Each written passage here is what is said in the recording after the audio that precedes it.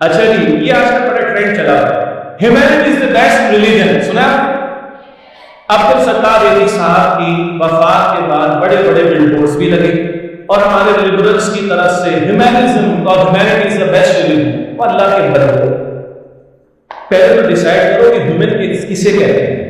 ایک وہ تہذیب ہے جو وحی کا انکار کرتی ہے، وہ انسان کو ریفائنڈ قسم کا اینیمل نہیں سمجھتی، اور ایک وہ تہذیب ہے جس کو میں اور آپ ماننے اور یقین کرنے والے ہیں جو وحی پر مبنی ہے، جہاں انسان کو اللہ نے اپنا خلیفہ بنا کر زمین پر بھیجا ہے. انسان میرا حیوان نہیں، اس میں اللہ نے روح میں سے بھی کچھ ڈالا. اور جس دین اسلام کو میں اور آپ مانتے ہیں وہ ہمارے عقیدہ اور ایمان کے مطابق تو قابل ہے ہی. دلائل کے میدان میں بھی کوئی کھڑا ہو جائے تو وہ دلائل کے میدان میں بھی اپنی برکات انسانیت کے سامنے رکھتا ہے، البتہ عمل کے میدان میں اس کو غالب کر کے دنیا کے سامنے اس کی برکات پیش کرنے کی ضرورت ہے.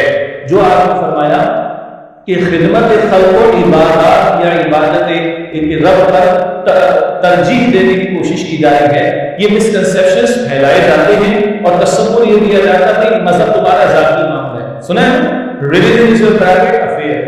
ٹھیک ہے، وہ اللہ کا ہے، اللہ تو اپنا معاف کر دے گا. بھائی بندوں کی فکر کرنی چاہیے، اصل تو حقوق اور عبادت کا معاملہ ہے. یہ بڑے خوبصورت شوگر کوٹڈ جملے ہیں، بٹ آپ بچپن سے مجھے اور آپ کو حدیث معلوم ہے. قیامت کے دن پہلا سوال کس کے بارے میں؟ کہاں لے کے جائیں گے اس کو؟ اور سنیں، دلیل لے کر جائیے. بخاری شریف کی حدیث ہے، اس کا ریفیوٹ یا ریبٹل کے لیے یہ حدیث یہ آیت ہے سورہ مدثر 42 43 44.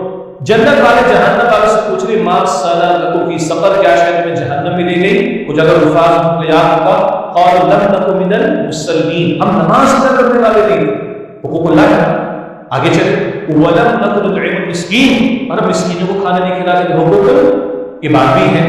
وکنا نحن مع القائدین، ہنسی مذاق کھیل تماشے کرنے والوں کے ساتھ مل کر ہم نے بھی ہنسی مذاق کی زندگی گزارتی. یہ اپنی ذات پر بھی برباد کی.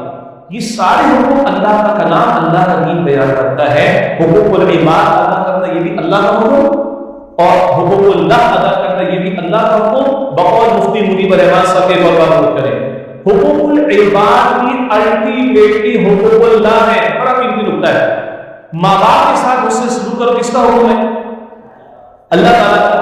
آج ماں باپ کے ساتھ گڑبڑ کرو، کچھ بگاڑ سکتے ہیں؟ عام طور پر کچھ نہیں. میں نے جواب کس کو دے رہے؟ تو at the end of the day حقوق العباد کے حقوق اللہ اس معنی میں بنے گی کہ ماں باپ کے ساتھ اسے سلوک کا حکم دیا کس نے؟ اللہ.